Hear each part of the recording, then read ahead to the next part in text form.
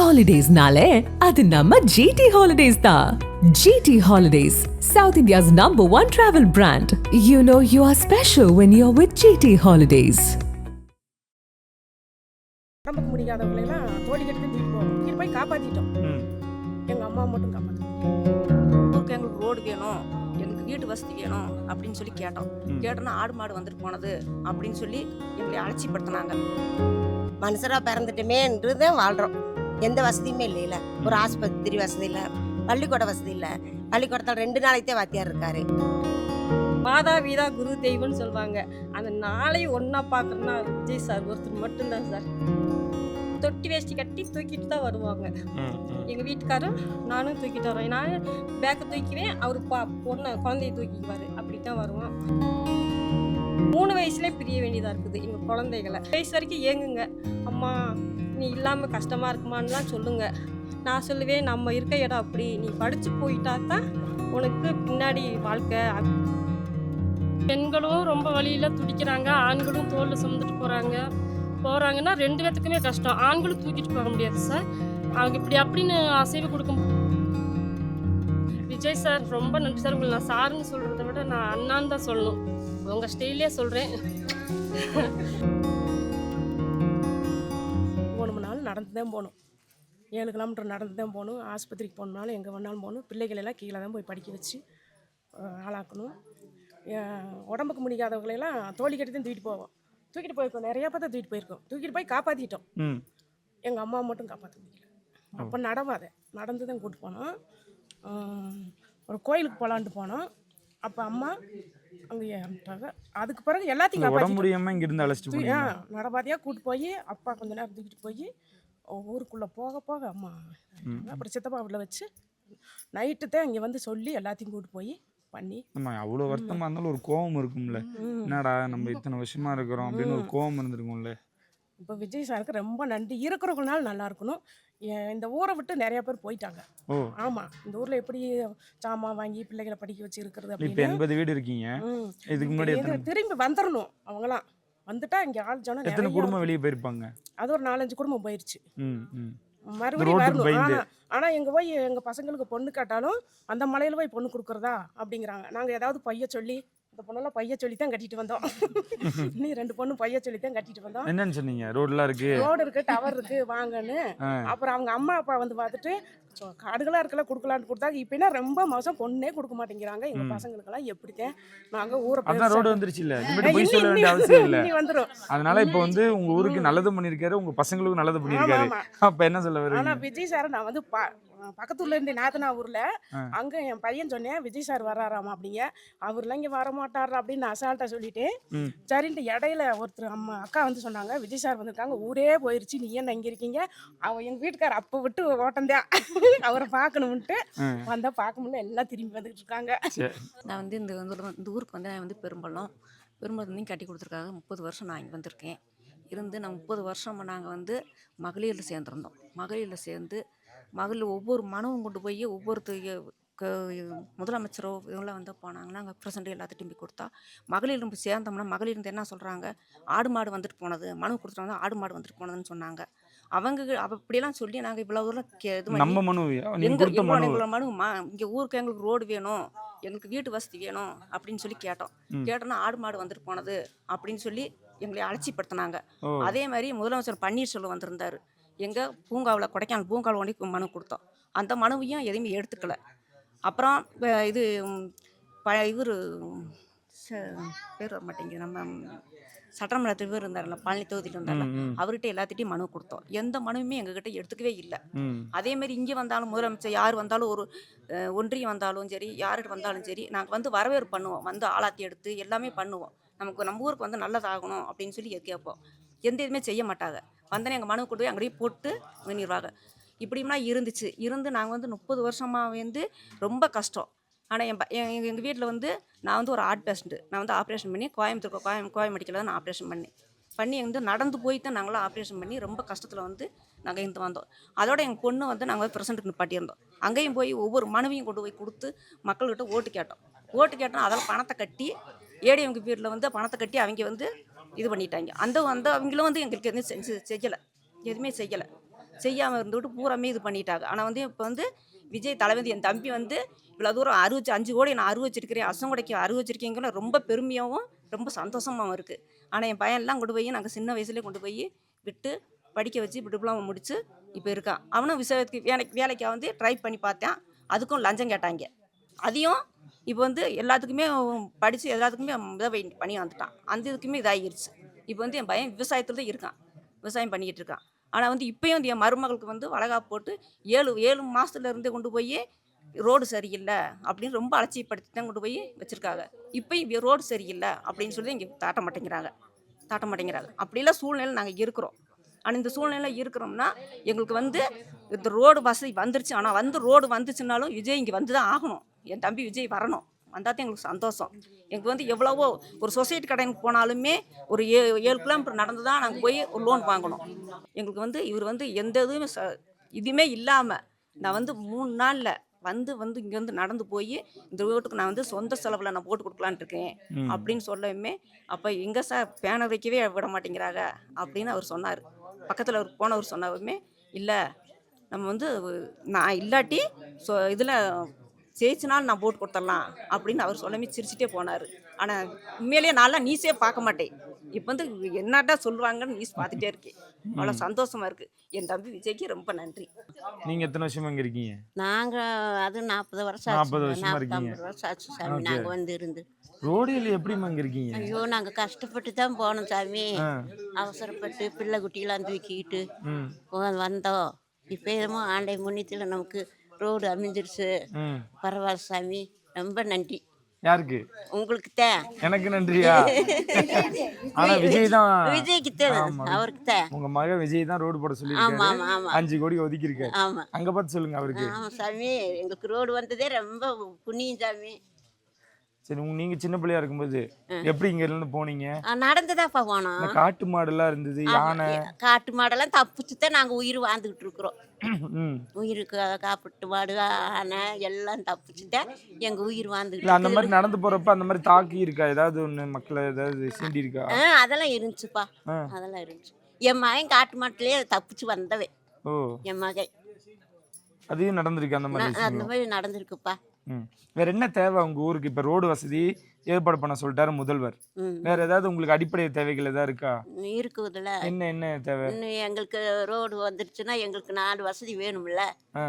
வீடு வேணும், எங்களுக்கு வீடு அமைச்சு கொடுக்கணும். சரி, எல்லாம் செய்யணும்லப்பா. இப்போதைக்கு ரோடு போட்டுருக்காங்க, இதுக்கு அடுத்தது ஒவ்வொன்றா பண்ணணும்னு விரும்புறீங்க? ஆமாப்பா. சரி, இப்போ உங்க மகன் ரோடு போட்டுருக்காருல்ல, வேற ஏதாவது சொல்ல விரும்புறீங்களா அவருக்கு? இல்லப்பா, அவரு ரோடு போட்டதே ரொம்ப நன்றி. பாத்தீங்களா இங்க ஷூட்டிங் வந்தாரு? நாங்களும் பார்க்கல. நீங்க பார்க்கல? அப்ப ரோடெல்லாம் போட்டு முடிச்சு வாட்டி வந்தாருன்னு பாப்பீங்களா? பாப்போம்ல. என்ன சொல்லுவீங்க அவர்கிட்ட? அவருக்கு நல்ல நன்றி சொல்லுவோம். நன்றி சொல்லுவீங்களா? 100 நாள் கடந்திருக்கு அவங்களோட ஆட்சி அமைஞ்சு. எப்படி பாக்குறீங்க? நல்லா இருக்கா? நல்லா நடத்திக்கிட்டு இருக்காரா? நல்லா தான் நடத்துறாருல. அப்படியா? மக்களுக்கு நல்ல வசதி செய்யறாருல. நீங்க ஜெயலலிதா கலைஞரை பார்த்தவங்க, அப்ப இருக்கிற இப்போ விஜய் எப்படி பண்றாரு? அதெல்லாம் வெண்ணிட்டாருல. இப்ப மக்களுக்கு தானே உதவி செய்யறாரு. அவங்கள மாதிரி பண்றாரா? ஆமா. இல்ல அவங்களோட நல்லாவே பண்றாரா? நல்லா தான் செய்யறாரு. நல்லா தான் செய்யறாரு. சரிம்மா, உங்க பேர் சொல்லுங்க. என் பேர் முருகாயி. நீங்க எத்தனை வருஷமா இருக்கீங்கம்மா? நானும் 60 வருஷம். 60 வருஷமா இருக்கீங்க. ஆமா. இந்த ஊரை பத்தி சொல்லுங்க. இந்த ஊரு நாங்க வந்ததுல இருந்து ரொம்ப கஷ்டப்பட்டுக்கிட்டே இருக்கோம். என்னைக்காவது இந்த ஊர் வேண்டாம் நம்ம வெளியே போயிடலாம்னு நினைச்சது உண்டா? அப்படிலாம் நினைச்சது இல்ல. இவ்வளவு கஷ்டங்கள் இருக்கு, ரோடு கூட இல்ல. எங்களையெல்லாம் தூக்கிட்டு தப்பா போனாங்க. முடியாம இருந்து கூட தோணி கட்டி தூக்கிட்டு தான் போனாங்க. என் பிள்ளைக்கு பிரசவ வலி வந்து கூட வண்டி வசதி இல்லை, நடப்பாதை இல்லை, அதனால தூக்கிக்கிட்டு தப்பா போனாங்க. இங்க எத்தனையோ தூக்கிட்டு போயிருக்கிறாங்க. நாங்க தூக்கிட்டு போய் இப்போ அங்க நாட்டுல தாண்டிக்குடியில போய் பிரசவம் பார்த்து வரும்போது பையன் நடக்கவும் முடியாதுப்பா. அங்கே சொந்தக்கார வீட்டில் இருந்து அக்கந்தான் நடந்து வருவோம். ரொம்ப கஷ்டப்பட்டோம் நாங்கள். அப்போ இருந்து எங்களை தோழி முடியலினாலும் கூட தூக்கித்தான் போவாங்க. எங்களை நடக்க முடியாது, ஒத்தையடி பாதையில் தூக்கித்தான் போவாங்க. அதுக்கு 4 பேர் உதவி செஞ்சாங்க. இங்கே இருக்கிற மக்களுங்க எங்களுக்கு அதெல்லாம் ஒன்றுன்னா எல்லாம் வந்து தூக்கிட்டு போயிடுவாங்க உடனேயே. நைட்டு கூட எந்த நேரம் முன்ன இல்லை, ஒரு வழி வந்துருச்சுன்னா வந்துடுவாங்க, வந்து தூக்கிட்டு. வீட்டாட்கள்கிட்ட கேட்டிருக்கீங்களா? மனு கொடுக்கணும், ரோடு வசதி வரணும், இந்த மாதிரி எல்லாம் பண்ணணும்னு நீங்க போய் கேளுங்க அப்படின்னு கேட்டிருக்கீங்களா? கேட்டிருக்கிறோம். என்ன காரணத்தினால இதுக்கு முன்னாடி இந்த கட்சிகள் போடலன்னு சொல்லியிருக்காங்க? அதெல்லாம் ஒன்றுமே சொல்லலைங்க. இந்த இதுதான் இந்த எங்களுக்கு ரோடு வேணுங்கிறதுதே தான் கொஞ்சம் தலைவருக கொஞ்சம் அலைஞ்சாக. எங்களுக்காக இந்த ரோடு வேணும்னு நீங்களாம் உதவி செய்யுங்கன்னு கேட்டாங்க. நாங்களும் அதைத்தான் நாங்கள் எதிர்பார்த்துக்கிட்டு இருக்கிறோம். ம் ம் இந்த உதவிக்கு எதிர்பார்த்துக்கிட்டு இருக்கிறோம். எங்களுக்கு ரோடு வந்தால் போதும். இந்த தூக்கிட்டு போகிற வேலைகளே இருக்க எங்கள் வயசுகளில் ஒருச்சு இனி இருக்கிற பிள்ளைங்க வயசுனாலும் வரணும்ல. அதனால நாங்கள் அதைத்தான் நாங்கள் சாமிக்கிட்ட வேண்டிக்கிட்டு இருந்தோம். அந்த சாமி துணையாக இருந்ததே எங்களுக்கு காட்டு மாடு, ம் போத்தி, உழுவு, ஆனை, சிறுத்தை எல்லாத்துக்கும் நான் தப்பிச்சு நாங்கள் இருக்கிறோம். இந்த சாமி கும்பிட்டு போயிட்டே இருக்கிறோம். ஒத்தையில் போக மாட்டோம். ஆளோடு சேர்ந்து தான் போவோம். ஒரு நேரம் அவசரம் வருதுல்ல, அவசரம் வந்தால் அந்த ஒத்தையில் தான் ஓடுவோம். நாங்கள் இங்கேயே பிறந்தது, இங்கேயே வளர்ந்தது. வயசாச்சு. எங்கேயே வெளியே போனாலும் சாமி கும்பிட்டுட்டு தான் போவீங்க. சாமி கும்பிட்டு தான் போவோம். எங்கள் கண்ணுக்கு எதுவும் சங்கடிச்சிடாதீங்கப்பா, நீங்கள் தான் எங்களுக்கு துணையாக வரணும் அப்படின்னு நாங்கள் சாமி கும்பிட்டுட்டு தான் போவோம். அதே மாதிரி எங்கள் கண்ணுக்கு எதுவும் சங்கடிக்காது. சரிம்மா, நீங்க என்ன சொல்ல விரும்புறீங்க முதல்வருக்கு? எங்களுக்கு முதல்வருக்கு ரொம்ப நன்றி. அவர் காலத்துக்கும் நல்லா இருக்கணும். இவர் வந்து எங்களுக்கு உதவி செய்கிறாருல, இதுவே என் மகன் நல்லா இருக்கணும். இந்த ஒரு உதவி செஞ்சாருன்னா ரொம்ப ரொம்ப நன்றி. நல்லா ஒரு சாலை வசதி இல்லாமல் கட்டி கட்டி தூக்கிட்டு போக வேண்டியதாக இருந்துச்சு. இப்போ இந்த ரோடு வந்தது ரொம்ப சந்தோஷம். எங்களுக்கு தலைவருக்கு ரொம்ப நன்றி. ம் ரொம்ப சந்தோஷம். எங்களுக்கு வந்து ஒரு வீடு அமைச்சு கொடுத்தா போதும். இந்த ரோடு வந்ததுக்கு பிறகு ஒரு வீடு அமைச்சு கொடுத்தா போதும். போதும். சரி, நல்லது. உங்க பேர் சொல்லுங்க. நாங்கள் வந்து 45 முருகானந்தி. ம் நாங்கள் வந்து 45 வருஷம் ஆகுது. ம் என்னை இங்கே தான் கல்யாணம் முடிச்சு கொடுத்தாங்க. நாங்கள் வரும்போது ஒத்தடி பாதையில் தான் இருந்தோம்.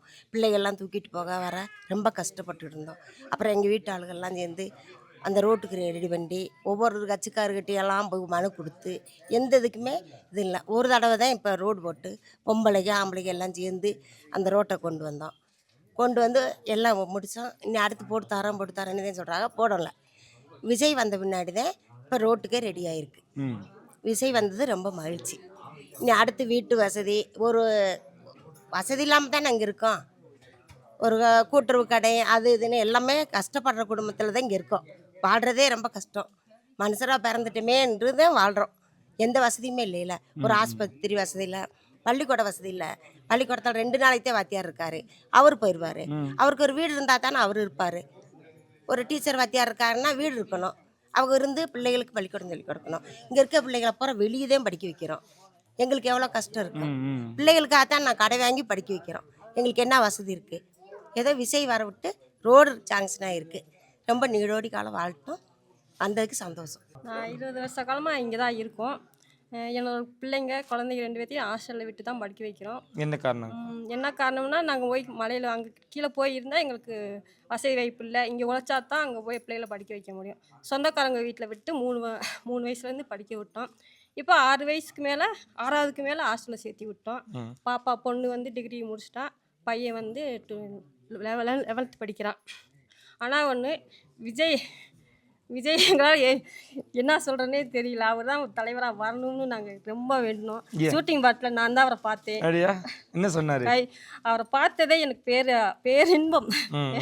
அதை விட சந்தோஷம் வேறு எதுவுமே இல்லை வாழ்நாளில். ஒரு கடவுளை விட அவரை பக்கத்தில் பார்த்த மாதிரி ஒரு இன்பம் இருந்துச்சு. ஆனால் வீட்டில் வந்து சொன்னேன். எல்லாரும் என்னை கேலி கிண்டல் பண்ணாங்க. இல்லை விஜய் தான் வருவாருன்னு ஒரு ஆணித்தனமாக நான் நின்றேன். எல்லாத்துக்கிட்டையும் சொன்னேன். எங்கள் வீட்டில் எல்லாருமே கிண்டல் பண்ணாங்க. ஆனால் ஒன்று, அவர் ஜெயிச்சு வந்தது எங்களுக்கு அதை விட பெரிய மகிழ்ச்சி வேற எதுவுமே இல்லை. தங்க தளபதி விஜய் அவர்களுக்கு ரொம்ப நன்றி. ரொம்ப நன்றி. சரி, என்ன பேசுனீங்க? அவர் பார்த்தீங்களா? அவர்கிட்ட பேசினோம். இந்த ஊரில் இல்லை கஷ்டத்தை தான் சொன்னோம். இந்த மாதிரி சார் நாங்கள் இங்கே ஒரு 80 குடியிருப்பு இருக்குது அப்படின்னு சொன்னோம். இங்கே மக்கள் வசிக்கிறீங்களா அப்படின்னு ஆர்வமாக கேட்டார். ஆமாங்க சார் இருக்கிறோம், 80 குடியிருப்பு இருக்குது. நிறைய பேர் இங்கே பிள்ளைங்களை படிக்க வைக்கிறதுக்காகவே கீழே போக வேண்டியது இருந்து நிறைய பேர் போயிருக்காங்க. போனாலும் நாங்கள் இங்கே தான் வந்துடுவோம். ஏன்னா எங்களுக்கு தொழில் விவசாயம் தான் பண்ணுறோம். விவசாய தொழிலை தவிர வேறு எந்த தொழில் எங்களுக்கு தெரியாது. அதனால பிள்ளைகளை கொண்டே ஹாஸ்டலில் விட்டுட்டு ஹாஸ்டலுக்கும் ஃபீஸ் கட்டி பிள்ளைகள் ஸ்கூலுக்கும் ஃபீஸ் கட்டி படிக்க வைக்கிறது எங்களுக்கு 2 ரெட்டிப்பு செலவாக இருந்துச்சு சார். ஆனால் அதை விட கஷ்டம் வேறு எதுவும் இல்லை. ஆனால் இப்போ வந்து விஜய் சார் வந்து எங்களுக்கு சட்டசபையில் அவர் அமைச்சர் ஊரக வளர்ச்சித்துறை அமைச்சருக்கு ரொம்ப நன்றி. அவர் வந்து ஒரு வார்த்தை சொன்னார் பாருங்க, அதை விட சந்தோஷம் வேறு எதுவுமே இல்லை எங்கள் வாழ்நாளில். ஆனால் எங்கள் ஊருக்கு ரோடு போட்டு தரேன்னு சொல்லி 5 கோடி சாங்ஷன் பண்ணிக்கோன்னு சொன்னாங்க. அதை விட மகிழ்ச்சி வேறு எதுவுமே இல்லை சார். அது ஆட்சி அமைஞ்சு 5வது நாள்லயே முதல்வர் சொல்லியிருக்காரு. விஜய் சார் சொல்லியிருக்காரு. அதை விட மகிழ்ச்சி வேறு எதுவும் இல்லை சார். அவ்வளோ பிடிக்குமாங்க அவரை? ரொம்ப பிடிக்கும் சார். நாங்கள் வந்து 15 வயசுலேருந்து அவரை தான் நினச்சிக்கிட்டு இருக்கோம். மாதா வீதா குரு தெய்வம்னு சொல்லுவாங்க.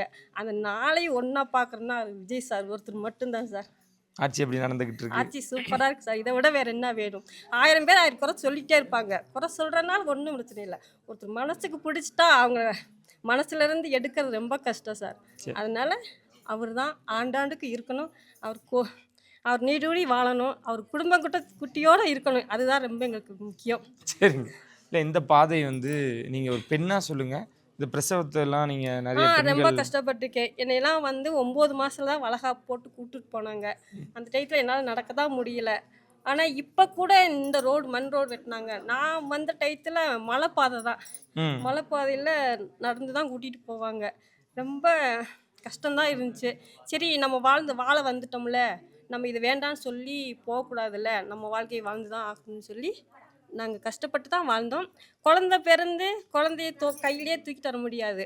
ஒரு தொட்டி வேஷ்டி கட்டி தூக்கிட்டு தான் வருவாங்க. எங்கள் வீட்டுக்காரும் நானும் தூக்கிட்டு வரோம். நான் பேக்கை தூக்கிவேன், அவர் குழந்தைய தூக்கிக்குவார். அப்படி தான் வருவோம். திடீர்னு பிள்ளைங்களுக்கு முடியாமல் போயிடும். அந்த டயத்தில் இங்கே இருக்க பச்சளை மருந்துகளை கொடுப்போம். அது 1 2 ஒவ்வொரு நேரம் கேட்கும், ஒவ்வொரு நேரம் கேட்காது. அந்த நேரம் நாங்கள் என்ன செய்வோம், ஆஸ்பத்திரிக்கு தூக்கிட்டு தான் ஓடுவோம். இப்போ கூட கொஞ்சம் வண்டியை ஏதோ போக்குவரத்து போகுது. அப்போ நாங்கள் இருந்த காலத்துலேயும் நடந்து தான் போவோம். குதிரை ஒரு பக்கம் குதிரை ஒரு பக்கம் ஓட்டிட்டுவார், எங்களையும் தூக்கிட்டு போவார். இடையில காட்டு மாடெல்லாம் ஒரு சில டயத்தில் இருந்துச்சு. நாங்கள் அதை பார்த்து அதிர்ந்தெல்லாம் போயிருக்கோம். ஆனால் எங்களுக்கு விஜய் சாருக்கு நன்றி சொல்லணும்னா அங்கே பார்த்து சொல்லிடுங்க. ரொம்ப சொல்லணும். சொல்கிறதுக்கு வார்த்தையே இல்லை. அவர் நிறையா வேலைகள், அவருக்கு பொறுப்புகள் நிறையா வந்துருச்சு. அதை மாரி அவர் வந்தாலும் எங்களுக்கு சந்தோஷம்தான். ஆனால் ஜனநாயக படம் வந்து எங்கள் ஊரில் வந்து எடுப்பாருன்னு நாங்கள் எதிர்பார்க்கவே இல்லை. எந்த ஒரு நடிகரும் இங்கே வந்து ஷூட்டிங் பெரிய நடிகர் வந்து இங்கே வந்து எடுத்திருக்காருன்னா அதை விட சந்தோஷம். எத்தனை நாள் பார்த்தீங்க? 3 நாள் 4 நாள் கிட்ட இங்கே இருந்திருக்காங்க? இல்லை, ஒரு நாள் தான் வந்தாங்க. காலையில் 11 மணிக்கு ஷூட்டிங் பாட்டில் நாங்கள் போய் நின்றுருந்தோம். 4 மணி வரைக்கும் அவரை விட்டு நாங்கள் எங்கேயும் போகல. அவர் நடித்து முடிச்சுட்டு அவர் சொல்லிட்டாங்க, மக்களை பூரா சந்திப்பேன், நான் ஷூட்டிங் பாட்டில் வந்து டிஸ்டர்ப் பண்ணக்கூடாதுட்டாங்க. நாங்கள் எல்லோரும் ஒன்றா உட்காந்து எங்களுக்கு எல்லாத்துக்கும் சாப்பாடு முதற்கொண்டு போட்டாங்க. சாப்பிட்டு 4 மணிக்கு அவர் கை கொடுத்துட்டு, ஏன்னா கூட்டம் நிறையா கூடிடுச்சு. கொஞ்சம் நேரத்துலேயே கூடனால அவரை நெருங்கி போக முடியல. ஆனால் அந்த ஒரு 10 பேர் நின்று பேசுகிற இடத்துல நாங்கள் இருந்தோம். அப்போ பேசணும், எங்கள் ஊருக்கு ரோடு வசதி வேணும், எங்களுக்கு இது வந்துட்டாலே எல்லாம் வந்துடும். நாங்கள் வந்து இன்னுமே 30 வருஷத்துக்கு கீழே தான் இருக்கோம். காலங்கள் ரொம்ப மேலே போயிட்டுருக்கு. ஆனால் நாங்கள் 30 வருஷம் பின்தங்கி தான் எங்கள் ஊரில் இருக்கோம். ஆனால் எங்கள் ஊர் பிள்ளைங்களை கொண்டு போய் நாங்கள் 3 வயசுலேயே பிரிய வேண்டியதாக இருக்குது. எங்கள் குழந்தைகளை பிரிய வச்சு தான் நாங்கள் படிக்க வைக்கிறோம். அதுக்கு ஒரு 5 வயசு 10 வயசு வரைக்கும் ஏங்குங்க. அம்மா நீ இல்லாமல் கஷ்டமாக இருக்குமான்னுலாம் சொல்லுங்கள்.